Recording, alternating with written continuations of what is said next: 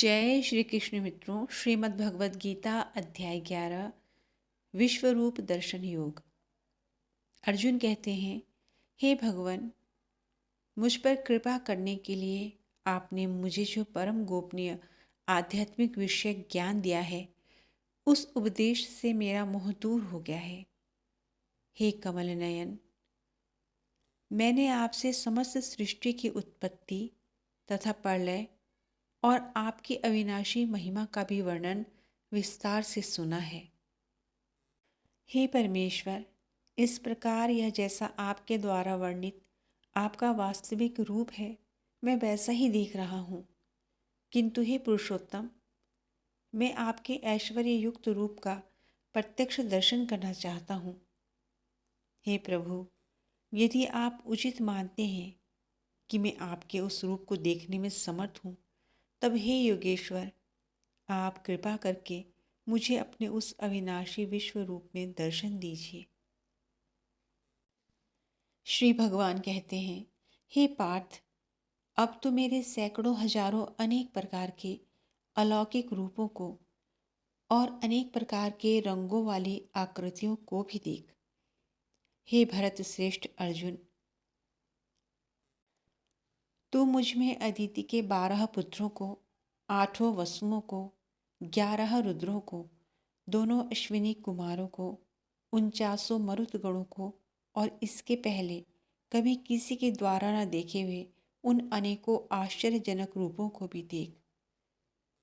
हे अर्जुन, तू मेरे शरीर में एक स्थान में चर अचर सहित संपूर्ण ब्रह्मांड को देख और अन्य जो कुछ भी तू देखना चाहता है उन्हें भी देख। किंतु तू अपनी इन आँखों की दृष्टि से मेरे इस रूप को देखने में निश्चित रूप से समर्थ नहीं है। इसलिए मैं तुझे वो अलौकिक दृष्टि देता हूँ जिससे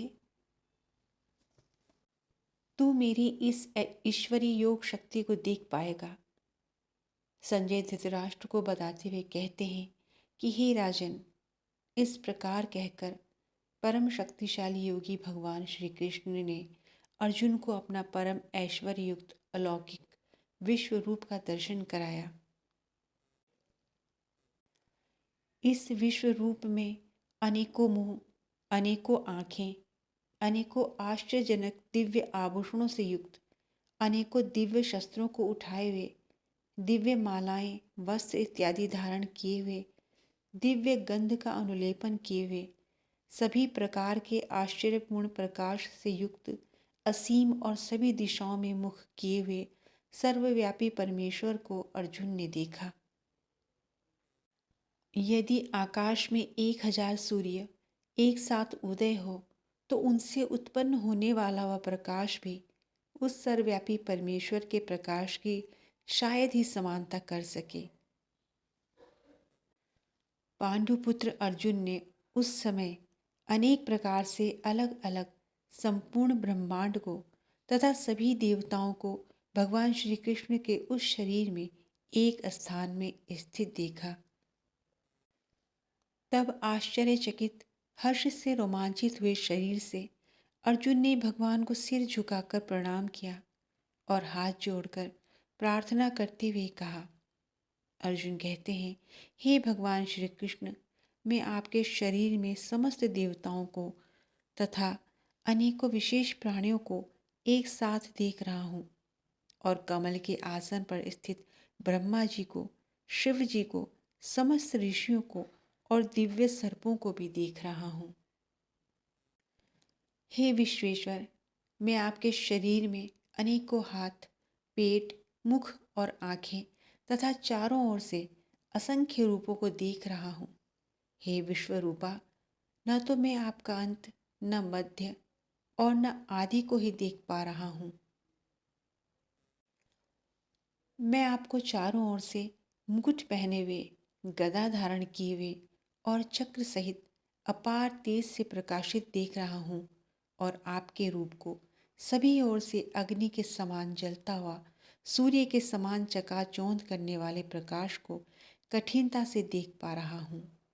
हे भगवान, आप ही जानने योग्य पर ब्रह्म परमात्मा है। आप ही इस जगत के परम आधार हैं। आप ही अविनाशी सनातन धर्म के पालक हैं और मेरी समझ में आप ही अविनाशी सनातन पुरुष हैं। आप अनादि हैं, अनंत हैं और मध्य रहित हैं। आपकी महिमा अनंत है। आपकी असंख्य भुजाएं हैं। चंद्र और सूर्य आपकी आंखें हैं। मैं आपके मुख से जलती हुई अग्नि के निकलने वाले तेज के कारण इस संसार को तपते हुए देख रहा हूँ। हे महापुरुष, संपूर्ण आकाश से लेकर पृथ्वी तक के बीच केवल आप ही अकेले सभी दिशाओं में व्याप्त हैं और आपके इस भयंकर आश्चर्यजनक रूप को देखकर तीनों लोग भयभीत हो रहे हैं। सभी देवों के समूह आप में प्रवेश कर रहे हैं। उनमें से कुछ भयभीत होकर हाथ जोड़कर आपका गुणगान कर रहे हैं और महर्षिगण और सिद्धों के समूह कल्याण हो इस प्रकार कहकर उत्तम वैदिक स्रोतों द्वारा आपकी स्तुति कर रहे हैं। शिव के सभी रूप, सभी आदित्यगण, सभी वसु, सभी साध्यगण, संपूर्ण विश्व के देवता, दोनों अश्विनी कुमारों तथा समस्त मरुदगण और पितरों का समूह, सभी गंधर्व, सभी यक्ष, समस्त राक्षस और सिद्धों के समूह सभी विस्मय से आश्चर्यचकित होकर आपको देख रहे हैं। हे महाबाहु, आपके अनेकों मुख, आँखें, अनेकों हाथ, जंघा, पैरों, अनेकों पेट और अनेक दांतों के कारण विराट रूप को देखकर सभी लोग व्याकुल हो रहे हैं और उन्हीं की तरह मैं भी व्याकुल हो रहा हूँ। हे विष्णु, आकाश को स्पर्श करता हुआ अनेकों प्रकाशमान रंगों से युक्त मुख को फैलाए हुए और आपकी चमकती हुई बड़ी बड़ी आँखों को देखकर मेरा मन भयभीत हो रहा है। मैं न तो धैर्य धारण कर पा रहा हूँ और न ही शांति को प्राप्त कर पा रहा हूँ। इस प्रकार दांतों के कारण विकराल और प्रलयंकारी अग्नि के समान आपके मुखों को देखकर मैं आपकी न तो कोई दिशा को जान पा रहा हूँ और ना ही सुख पा रहा हूँ। इसलिए हे देवेश, हे जगन निवास, आप मुझ पर प्रसन्न हो। धृतराष्ट्र के सभी पुत्र अपने समस्त सहायक वीर राजाओं सहित तथा पितामह भीष्म, द्रोणाचार्य, सूतपुत्र कर्ण और हमारे पक्ष के प्रधान योद्धा भी आपके भयानक दांतों वाले मुख में तेजी से प्रवेश कर रहे हैं और उनमें से कुछ तो दांतों के दोनों शिरों के बीच में फंसकर चूर्ण होते हुए दिखाई दे रहे हैं। जिस प्रकार नदियों की अनेकों जलधाराएं बड़े वेग से समुद्र की ओर दौड़ती हुई प्रवेश करती हैं, उसी प्रकार सभी मनुष्य लोक के वीर योद्धा भी आपके आग उगलते हुए मुखों में प्रवेश कर रहे हैं। जिस प्रकार पतंगे अपने विनाश के लिए जलती हुई अग्नि में बड़ी तेजी से प्रवेश करते हैं, उसी प्रकार यह सभी मनुष्य भी अपने विनाश के लिए बहुत तेजी से आपके मुखों में प्रवेश कर रहे हैं। हे विश्वव्यापी भगवान, आप उन समस्त लोगों को जलते हुए सभी मुखों द्वारा निगलते हुए सभी ओर से चट करते जा रहे हैं और आपके भयंकर तेज युक्त प्रकाश किरणें संपूर्ण ब्रह्मांड को आच्छादित करके झुलसा रही हैं। हे सभी देवताओं में श्रेष्ठ, कृपा करके आप मुझे बतलाइए कि आप इतने भयानक रूप वाले कौन हैं। मैं आपको नमस्कार करता हूँ। आप मुझ पर प्रसन्न हो। आप ही निश्चित रूप से आदि भगवान हैं। मैं आपको विशेष रूप से जानना चाहता हूँ क्योंकि मैं आपके स्वभाव को नहीं जानता हूँ। श्री भगवान कहते हैं, मैं इस संपूर्ण संसार को नष्ट करने वाला महाकाल हूँ। इस समय इन समस्त प्राणियों का नाश करने में लगा हुआ हूँ। यहाँ स्थित सभी विपक्षी पक्ष के योद्धा तेरे युद्ध न करने पर भी भविष्य में नहीं रहेंगे। हे सव्यसाची, इसलिए तू यश को प्राप्त करने के लिए युद्ध के लिए खड़ा हो और शत्रुओं को जीतकर सुख संपन्न राज्य का भोग कर। हे अर्जुन, यह सभी तो मेरे द्वारा पहले ही मारे जा चुके हैं। तू तो युद्ध में केवल निमित्त बना रहेगा। द्रोण, भीष्म, जयद्रथ, कर्ण और भी अनेक मेरे द्वारा मारे हुए इन महान योद्धाओं से तू बिना किसी भय से विचलित हुए युद्ध कर। इस युद्ध में तू ही निश्चित रूप से शत्रुओं को जीतेगा। संजय कहते हैं कि भगवान के इन वचनों को सुनकर अर्जुन ने हाथ जोड़कर उनको बारंबार नमस्कार किया और फिर अत्यंत भय से कांपता हुआ प्रणाम करके अवरुद्ध स्वर से भगवान श्री कृष्ण से कहा, हे अंतर्यामी प्रभु, यह उचित ही है कि आपके नाम के कीर्तन से संपूर्ण संसार अत्यंत हर्षित होकर आपके प्रति अनुरक्त हो रहा है तथा आसुरी स्वभाव के प्राणी आपके भय के कारण इधर उधर भाग रहे हैं और सभी सिद्ध पुरुष आपको नमस्कार कर रहे हैं।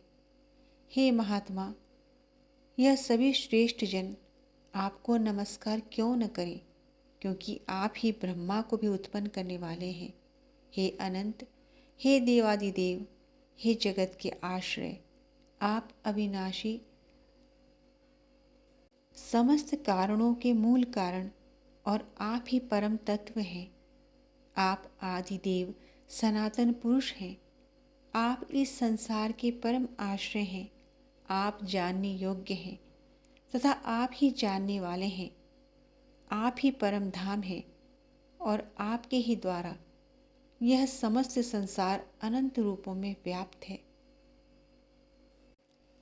आप वायु, यम, अग्नि, वरुण, चंद्रमा तथा सभी प्राणियों के पिता ब्रह्मा भी हैं और आप ही पर ब्रह्म हैं। आपको बारंबार नमस्कार, आपको कोटि कोटि प्रणाम। मैं आपको बारंबार नमस्कार करता हूँ। हे असीम शक्तिमान, मैं आपको सभी दिशाओं से और सब ओर से प्रणाम करता हूँ, क्योंकि आप ही सब कुछ हैं। आप अनंत पराक्रम के स्वामी हैं और आप से ही समस्त संसार व्याप्त है, अतः आप ही सर्वस्व हैं। आपको अपना मित्र मानकर मैंने हठपूर्वक हे कृष्ण, हे यादव, हे सखा, इस प्रकार आपकी महिमा को जाने बिना मूर्खतावश या प्रेमवश जो कुछ भी कहा है। हे अच्युत, यही नहीं, हंसी मजाक में आराम करते हुए, सोते हुए, बैठते हुए या भोजन करते हुए, कभी अकेले में या कभी मित्रों के सामने मैंने आपका जो अनादर किया है, उन सभी अपराधों के लिए मैं आपसे क्षमा मांगता हूँ। आप इस चल और अचल जगत के पिता और आप ही इस जगत में पूजनीय आध्यात्मिक गुरु हैं। हे अचिंत्य शक्ति वाले प्रभु, तीनों लोकों में अन्य ना तो कोई आपके समान हो सकता है और ना ही कोई आपसे बढ़कर हो सकता है। अतः मैं समस्त जीवों के पूजनीय भगवान के चरणों में गिरकर साष्टांग प्रणाम करके आपकी कृपा के लिए प्रार्थना करता हूँ।